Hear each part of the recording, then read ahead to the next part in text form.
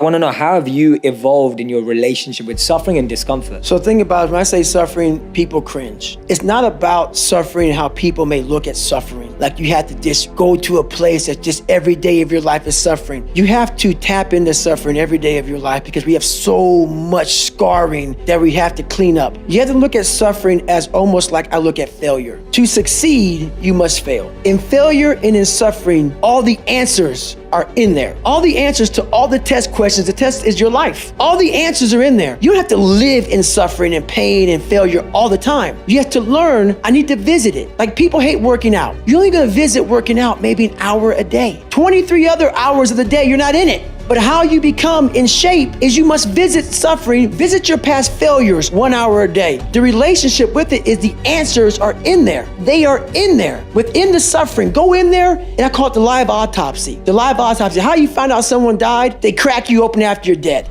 Need motivation? Watch the Top 10 with Believe Nation. Hey, it's Evan Carmichael, and I make these videos because the thing that saved me as an entrepreneur was watching the stories of other successful entrepreneurs, and I learned from their advice, I learned from their motivation, and honestly, I have no idea where I would be if I didn't have those videos to inspire me.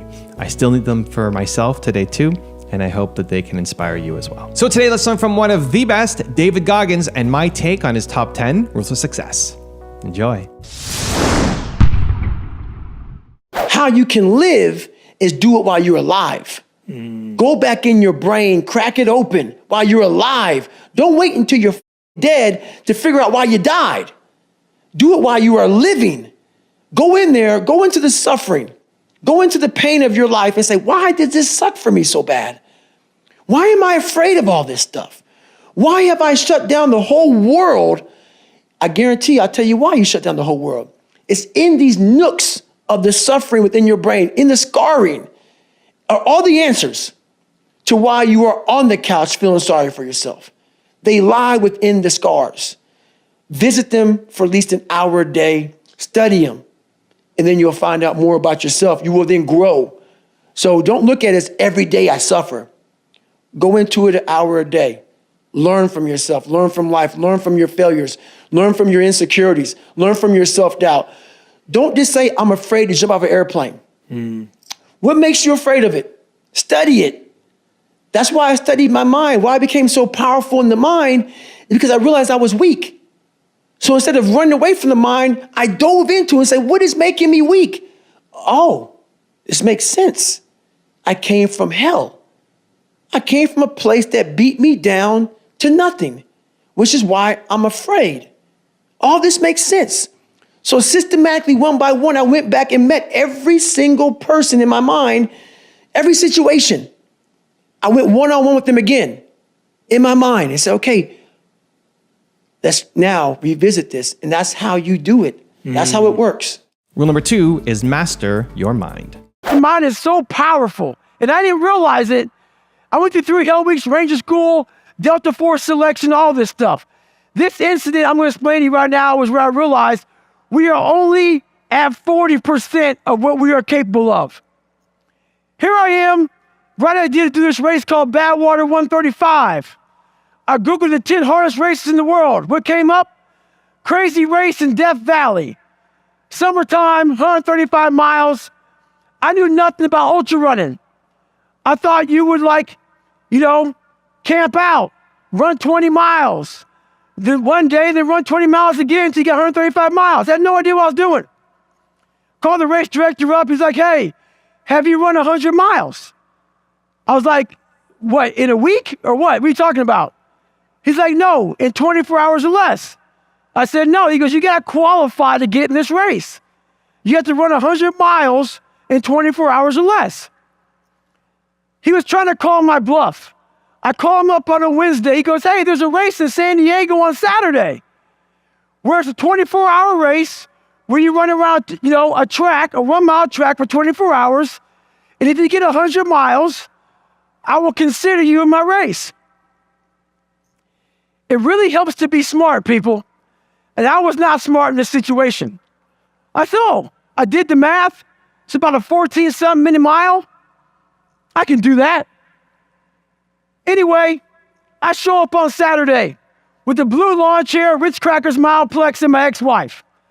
And every mile I'm going to see her, I'm going to grab some Ritz Crackers and some Mileplex. I know what the hell I'm doing, but it's bliss. That whole ignorance is bliss thing. So I get to 70 miles pretty damn fast. I get to 70 miles in like 12, 13 hours. What do you think happens to your body when you haven't trained for that kind of mileage? A lot of bad things, but I thought I was in good shape. It was amazing. So I hadn't gone to the bathroom at all. I sit down, big mistake. I sit down in this blue lawn chair, I sit down, looking at my ex-wife, I'm seeing like 3 or 4 of her. I'm like, this is not good. So I'm trying to play it off because I know where I'm about to go. So I'm sitting there, and when you haven't gone to the bathroom, you're dehydrated, your nutrition's all jacked up, you sit down, you gotta go to the bathroom now. So I'm sitting there, and I'm all jacked up. And I'm like, okay, how in the world am I I got 30 miles to go. I should quit, but I didn't. What I started doing through this whole process was I started to study myself in the dark times. So instead of just quitting real fast, I said, no, I'm going to quit, but not right now. So I sat back for a second, and I said, let me get some water, let me hydrate, let me clean myself up a little, let me get some nutrition. I wasn't dizzy. So, okay, my feet are all messed up. Let me see if I can walk. I'm gonna walk 1 mile, then I'll go home. That'll be a great accomplishment for me, 71 miles. So I took this massive thing, and I started breaking it down into small chunks. And as I started breaking it down into small chunks, I started realizing maybe I'll walk 1 more mile. But at the pace I was walking, I wasn't gonna make the time. So this is when I realized the whole 40% rule. Those of you who worry, red can't hurt me, you understand it. Basically, the 40% rule is when we have a governor on our brains, like a governor on a car. A car may say 130, but if you put a governor on a car, it can only go 101. We do the same thing to our brains. I was born with limited horizons, born on the other side of the tracks. I didn't think I could be anybody. So my governor was myself. So once you take that governor off, you have limitless horizons. So here I am now, sitting in this chair, walk 75, I'm at 80 miles, but I'm not gonna make the time.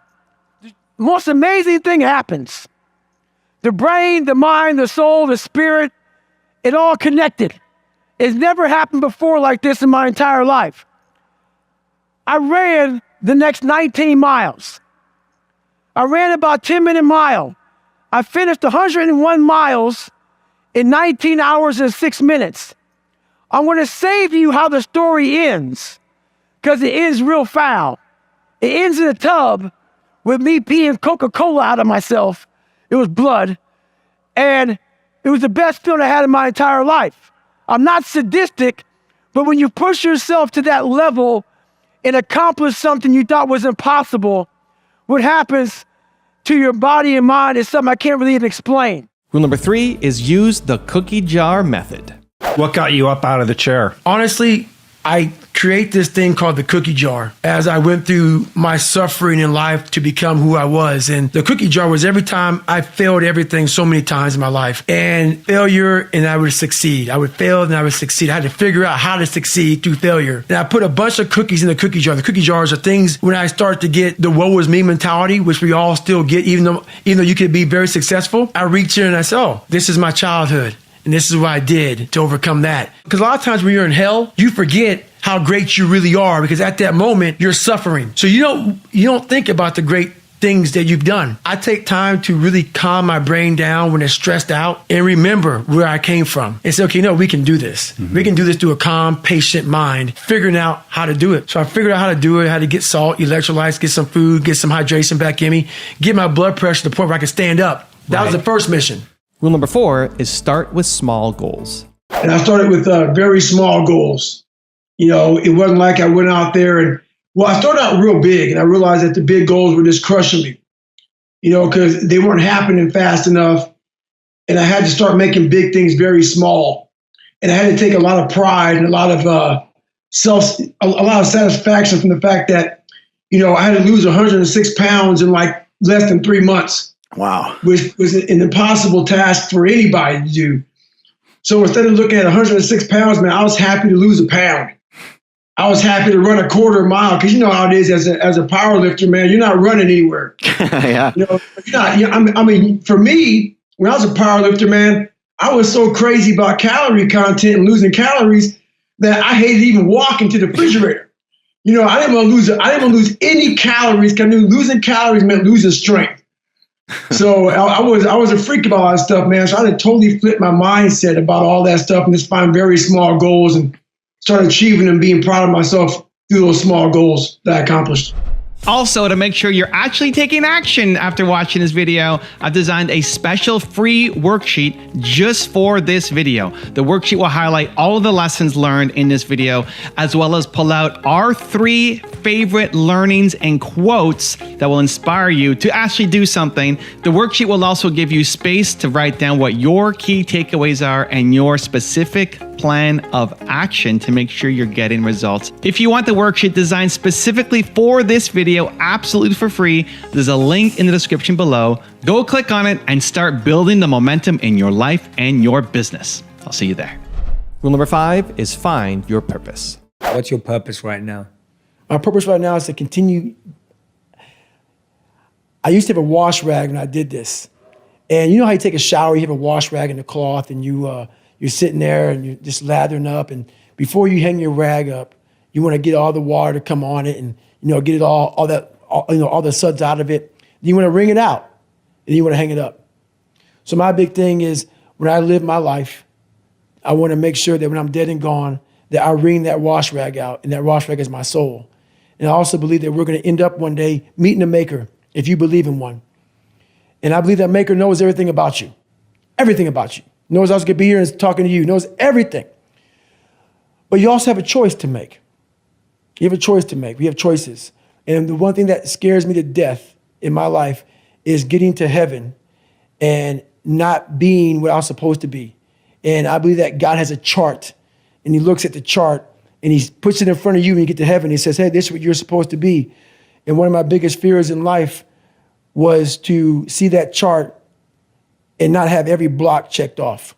I want to make sure that I'm constantly pursuing whatever it is I'm pursuing, just to be the best. Just constantly grinding myself into a fine powder, but doing it in a smart way. Like I talked about, you can constantly grind yourself into a point where you're just sick.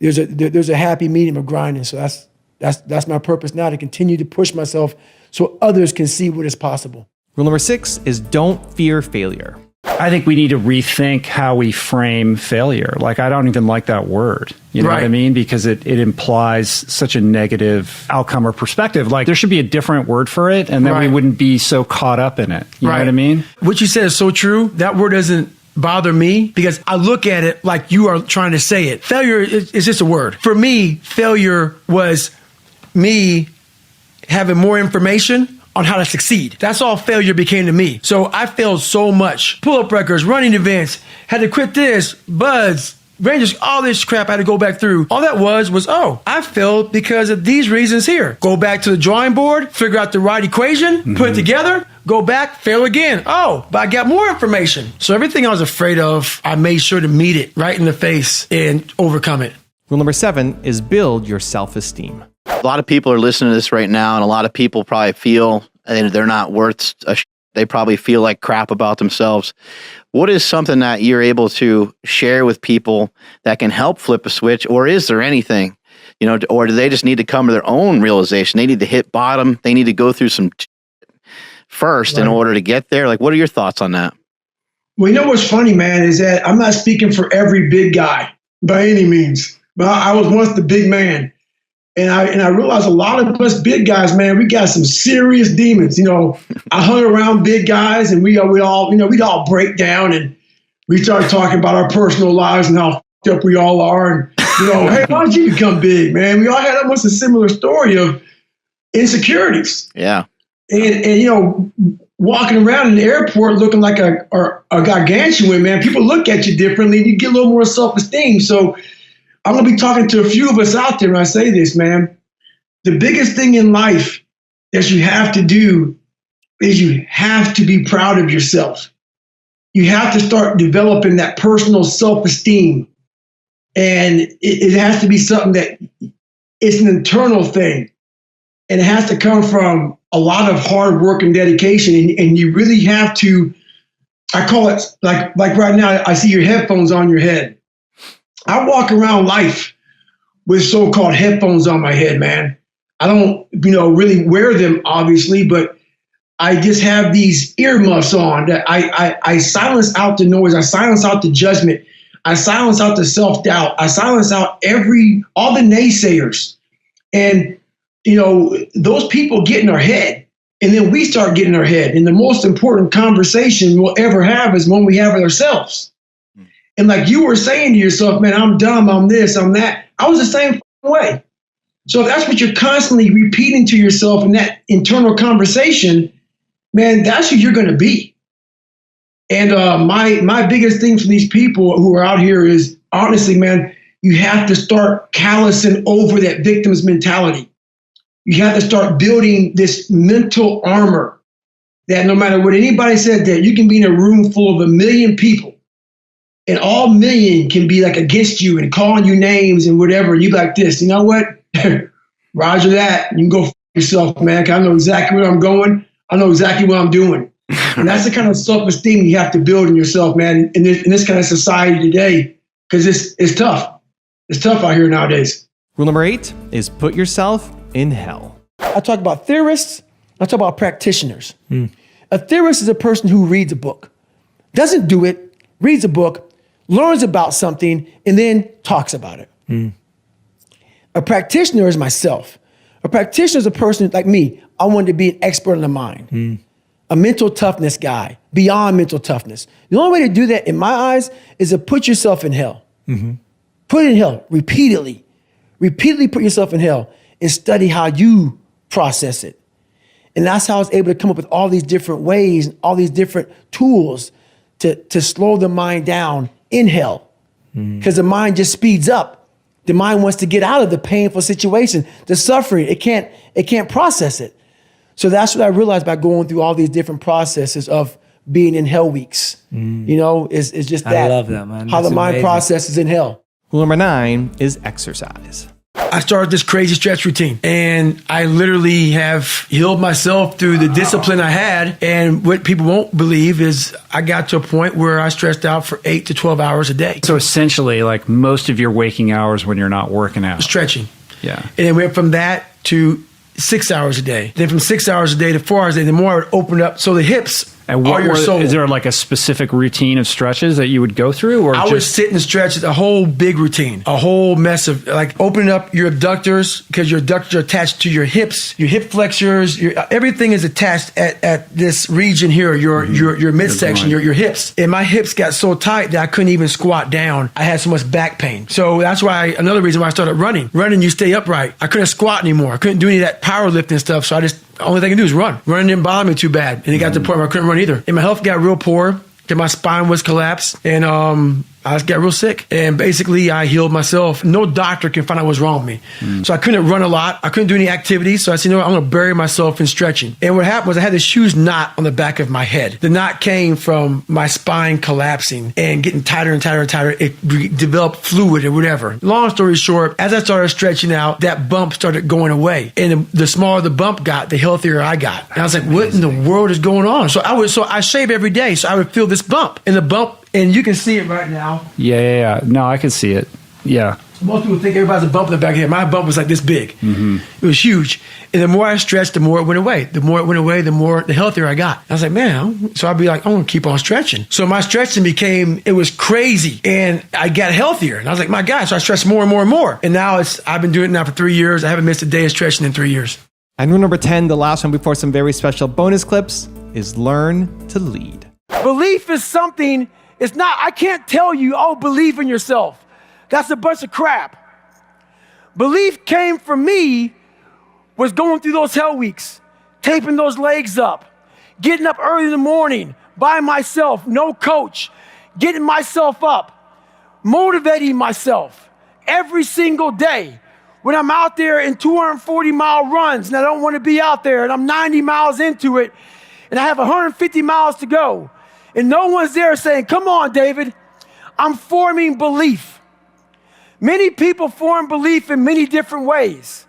For me, this is how I do it. So when those hard times come my way, I know exactly how to get through them. When I I self-published my book, Can't Hurt Me. No one believed in me. I believed in myself. I sold almost 5 million copies of that. Now Never Finished just came, it's coming out December 6th. Never Finished, I guarantee you, the audio book will probably go down as probably one of the best audio books. It sounds cocky as hell of all time. It's truly amazing what we put into that book because of how I've lived my life. A lot of people come up here and speak about motivation and pushing yourself, and they're not doing it.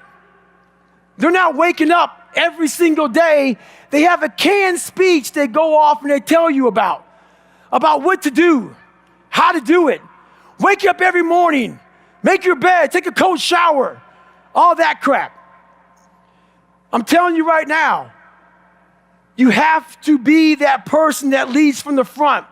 Many of you out here are in leadership positions. And many of our leaders right now are not leading from the front.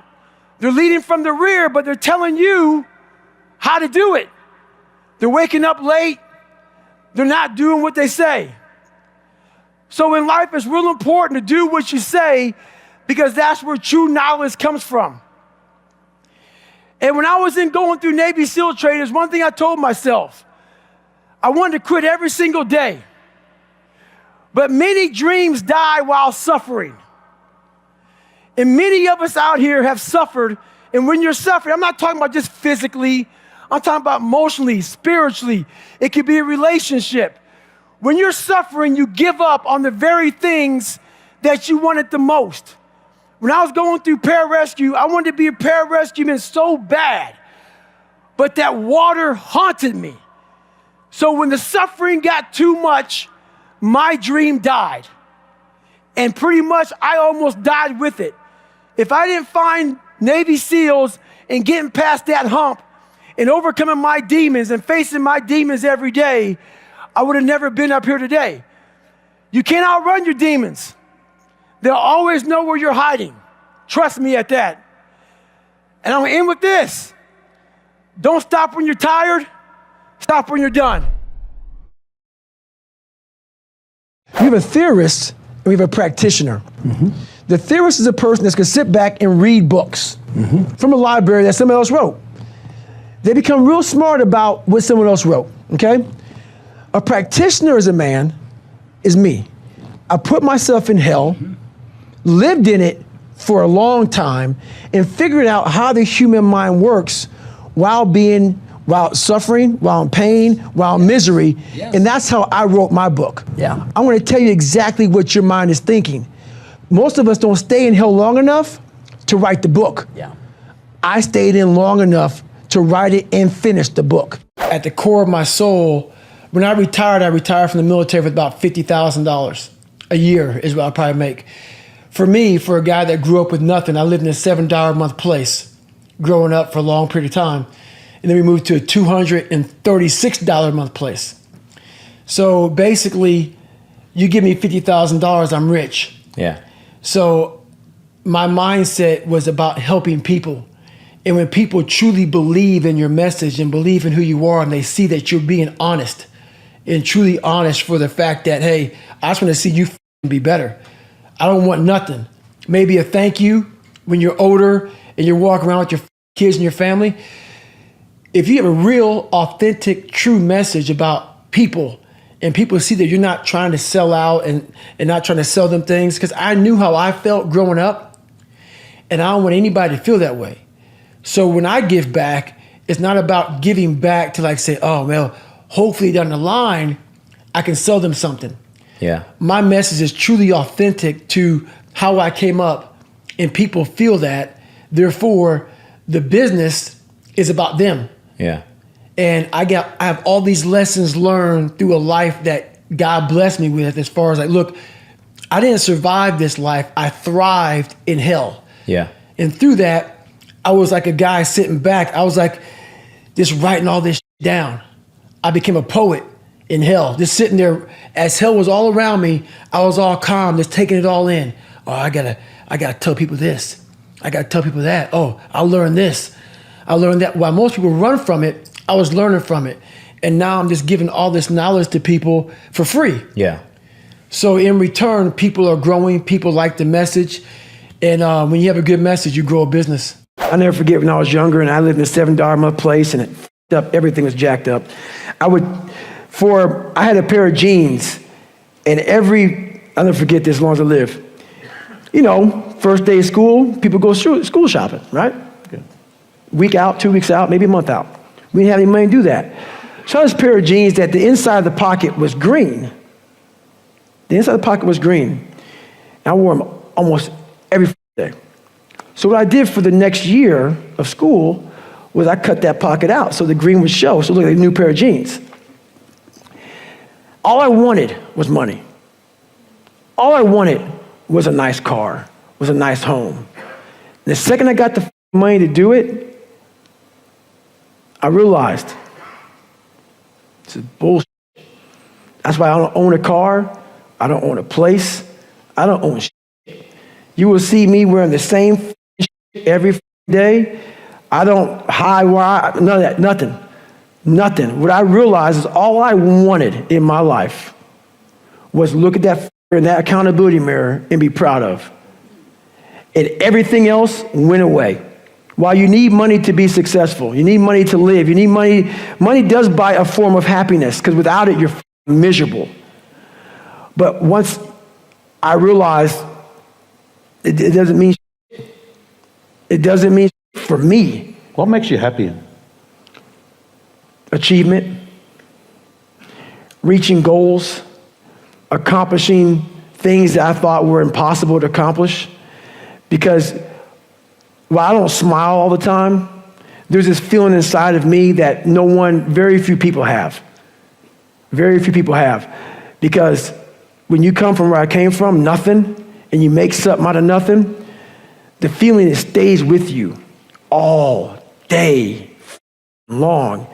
And it allows you to be who you want to be in front of anybody. On the other side of that extreme place that I call suffering, call whatever you want, there's a whole nother world that people have not even examined. But you have to go to that extreme place to examine it. We want to stay here in this comfortable place. Once you're willing to push yourself to that extreme place, it's like a whole nother universe. It's almost like you're an astronaut and you've examined something like up in outer space. No, it's always been there. But you have to be going through all the muck and all the shit to examine it. You realize, wow, God, through all this crap, there's a whole nother universe over here in my mind. Yeah. Whole nother universe. I have zero anger. I'm a passionate guy, but I get it though. Sure. The way I talk, the way I come across, I'm an aggressive guy because that's what it takes to, like, if you walk into a situation, into a fight, I'm not saying be so aggressive that you're so aggressive that you're making bad moves. Sure. But if you don't have a little flame burn in you, knowing that I might get hit real hard, and when I get hit, I have to attack. I can't get knocked out. Right. You have to have that mentality of, when I went to Hell Week, I knew I was gonna get broken. I had to have an internal flame in me that could never be, it couldn't be kindling. Kindling, you put the water in the kindling, that shit's out. Right. Nah, I had to be a tree that is burning hard. It's burning for a long time. And that's what I became, man. So it's not anger. Anger can't sustain you for a long period of time. Because once you get in a situation, trust me, I tried it before. When you get in a real hard situation and you're miserable, that anger is gone. What comes up is real. The real feeling of who you are and where you're at. You don't want to care about them people who made fun of you in high school or your dad beating the f*** out of you. Because now you become selfish. You're like, let's say you're in hell week, you're in that cold water, it's 50 degrees, and your balls are in your mouth right now. You're sitting there thinking, oh, dude, like, your mind's not thinking, those kids in high school bullied me or my dad. That's the least of your worries. No, you're thinking, so that anger can fuel you for so long. There has to be something so deep in you that drives you. So what really does it for me is I know what we're capable of. And I know that most human beings aren't willing to go where I am. And that's a very, very dangerous thing. I'm not saying I'm better than anybody else. Everybody has this talent. Sure. It's not a talent. It's just realizing that we stop way short of our true potential. My mom didn't know how bad my grades were. She never saw one report card. I hit everything from, and she didn't even ask. She was so bogged down with life. And so I got away with a lot of shit because her mind was occupied. So it made me, honestly, a weaker person. So I scammed life. My mom helped me scam life for a while. But this time I couldn't scam life. I went the second time, took the ASVAB test, failed it again. And a week later, she got a letter in the mail from my high school. And I'm a junior in high school, and the letter says pretty much your son's gonna flunk out. He's missed 25% of school, because she was always gone, so I never went to school. He's gonna miss school, and so or he's gonna flunk out. So I was exposed once again. My mom goes, well, she read the letter to me, she put my bed, and her best advice was, guess what? You're gonna flunk out of school. That was it in the conversation. So this is when I developed my accountability mirror. And this is awesome. I look in the mirror, and at this time, I didn't want to be the black kid in school. There's like 5 or 6 of us in school, out of like 1,700 kids, something like that. And I made up a character to kind of like draw attention from color. Okay. And so what I did was I started to design haircuts. And one haircut I had was the old man. And I shaved my head up here just like this. You did this? I did this. Okay. And I would keep the hair on the side like an old man has. And one time I shaved my whole head and had a reverse part. So I had hair up here and it kind of zigzag. So I did things to be this cool, crazy, kind of like creative kid.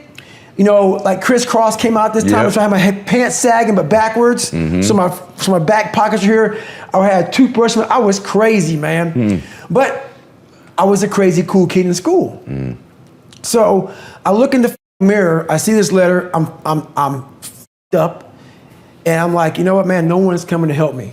I remember back to what my principal said, 'cause I went to the principal when they wrote that shit on my car and in my notebook, and the best advice he can give me, God help his soul, was this: they're ignorant. They spell nigger Niger. God. And so but honestly, I talked to the guy as I wrote my book, and I have nothing wrong with Principal Freeman. I actually interviewed him for the book, and he was happy to interview. He's a good man. What the f*** you could tell some black kid, you're a white guy in white society, we could tell me. You could shut down the school and have a f***ing damn. So I started talking to myself this way in this mirror. What the f*** is Principal? Because at that time, like, this is the best you can do, Principal Freeman? That was my mind then, but in this mirror, it wasn't my mom, it wasn't Principal Freeman, it wasn't my dad, it was me. Because when nobody coming back to help David Goggins, that was my mindset now. And so with my non-spelling ass, I started getting these sticky notes and writing, you're f***ed up. And my mom wakes up like, what is wrong with you? I go, man, I have to change because I can't stay here. I can't, I looked at myself in the mirror and I was defeated. I go, look at myself. I'm like, who am I? So I'm defeated in this mirror, and I'm like, okay, I'm changing. And I know what gives me fuel is I know that most people who are blessed with so much talent, great parents, great upbringing, didn't come from where I come from. They're gonna quit before me. Having all the tools that they have, they didn't have the ability to examine themselves. When you have everything so nice in life, it's great to have a great life. Yeah, no doubt. But what happens is you don't self-examine.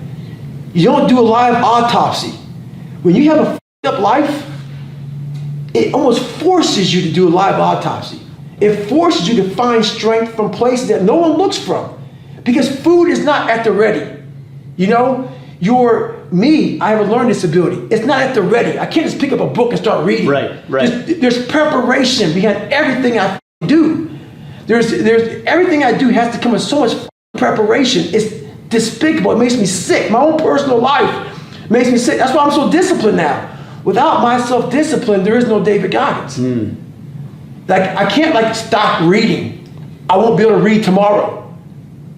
I will lose it that fast. Wow, yeah. I cannot stop going to the gym. My mind is set up in a spot where, hey, the second I stop, it wants to stop. Because I had a quitting mind growing up. When you get beat the shit out of you all the time, your mind wants to go to that nice spot where you're comforted, where you're not trying, where shit is easy. That's where your mind, it doesn't want to think. You have all these things in the mind, and the mind can only absorb so much. So all the pain it has to go through, it wants to push it away and say, let's not do that. So every day I'm fighting where the mind wants to go. So it's a constant evolution, man. I've never arrived. That's right now I'm stressing out 2-3 hours a day. I'm trying to reinvent the wheel. I'm like, oh man, I went through Navy SEAL training being f***ed up. I ran over 7,000 miles in 2007 being f***ed up. I did pull-up records being f***ed up. Now that the mind is so strong, let the body catch the mind. So that's now where I'm at. So I'm always trying to reinvent the wheel and see what I'm capable of next. Everybody thinks I'm the world's toughest ever lived. If I just talk about, I broke the pull-up record, I did all these races, I went through SEAL training, I was in 3 hell weeks, Ranger school. If I talk about all the badassery, like we like to do on social media, and I don't tell you that I was a f***ed up kid, and I was scared of shit, and I was depressed and insecure, and all this shit, what good am I for anybody? Right. I'm a superhero, but I'm a liar. I'm that now, but I wasn't born that. Yeah. I had to make myself into this shit. We all have a voice in our head. Some of us are very spiritual, some of us are not, but we all have this voice saying, you're doing f***ed up shit. This is wrong, don't do that. The more you don't listen to that voice, the further that voice gets away from your head. Some people call it the Holy Spirit, some people call it God, some monks, whatever you call it. It's there. We all have it. It's the right or wrong voice. But the more we don't listen to it, the more that voice goes away. And the only voice you hear is yourself. When the only voice you hear is yourself, you're wrong. There's a voice that guides you through life. When sometimes it's guiding you in a direction that you don't want to go, that's usually the right place to go. It's that uncomfortable place. So that voice is always talking to me, but we don't listen to it. I listen to it. And when I start getting anxious, nervous, like we all know when we've done too much because it's telling us, I'm getting tired, I'm wearing down. But we go. I start talking to my fiance, hey, I'm doing too much. You start now, like I did in Hell Week, like I do all the time, the 1-second decision. It's that decision when your mind starts to get so amped up, whenever you can't hear yourself think, you gotta slow down. Whenever you're living off a schedule, every day's a schedule, you have no time for yourself. When you start, and we all know it, I don't have time for this anymore, I don't have time for that anymore. That's when your mind and your body are saying, think about that. I'm neglecting my fiance, I'm neglecting my disciplines of life, I'm neglecting my reading, my learning, my workouts, my diet. When you start neglecting all of that, you neglect one of them, you can neglect all of them a long time. It's gonna haunt you. When you start seeing that, my God, I haven't eaten right in a long time, haven't been sleeping right in a long time, it can only be one of those things to take you off. So I'm very aware of my eating, my sleeping, my disciplines of life. And when I started to get too far away from them, it's a hard stop. Because what made me are the not just disciplines, the self-disciplines of life.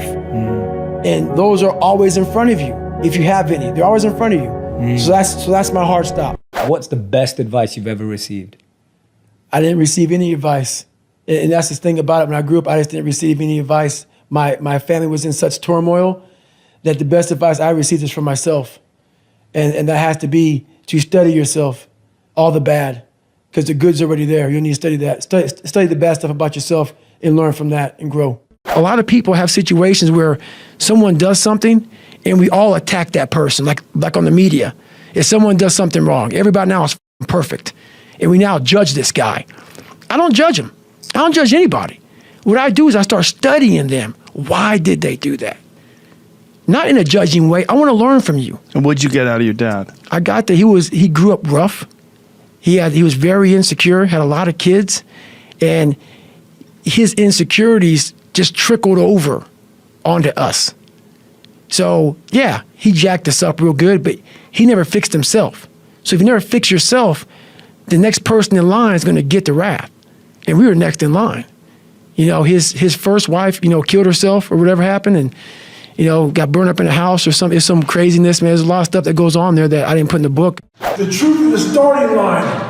We live in a world that's very unauthentic. So who the f*** are you? What do you stand for? What do you believe in? A lot of people don't like what I say. A lot of people hate that I cuss. A lot of people hate a lot of things about me. I don't give a shit. When you find out who you are, that's when you start living your life. Don't fit in just for the sake of fitting in life. Make sure that you have something to say it. Social media nowadays is one of the biggest forms of being fake in the world. People buy likes, people buy friends, people buy comments, all this bullshit.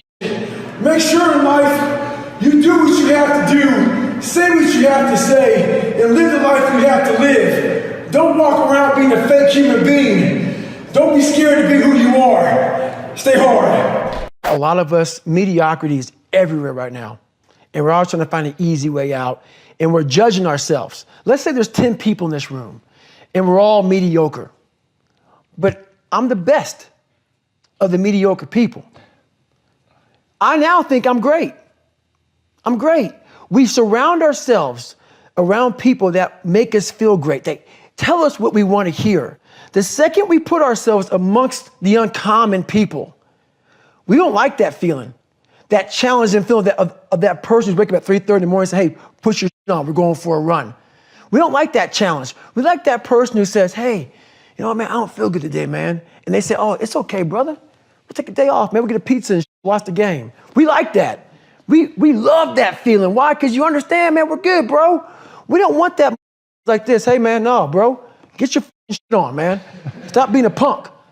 We don't want that in our lives. We don't want that person who's constantly challenging our weaknesses. We want that person who's constantly, making us feel nice and good and secure in ours. That's the mediocrity of life. We want to be the best amongst the average people. People wonder, how do you stay hungry all the time?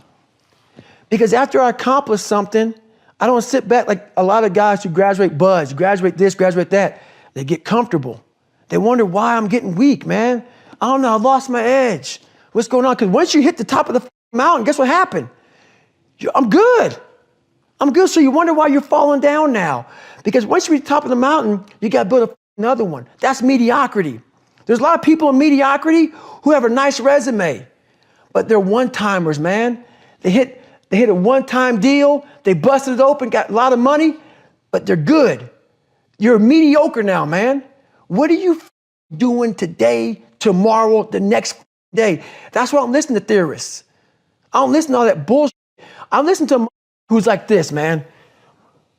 What's wrong, man? I'm tired, dude. Why are you tired?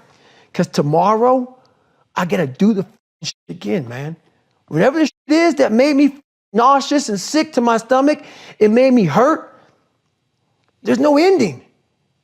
And that's the person I listen to. That's the person who's gained knowledge. You gain knowledge through suffering. And on the other end of suffering is a world that very few have ever seen. It's a beautiful world because that's where you find yourself. You don't find yourself in over here.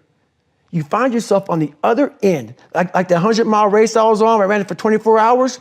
I found myself on the other end of that race.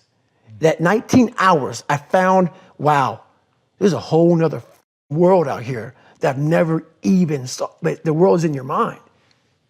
And that's what all that mediocrity is about. Mediocrity is contagious.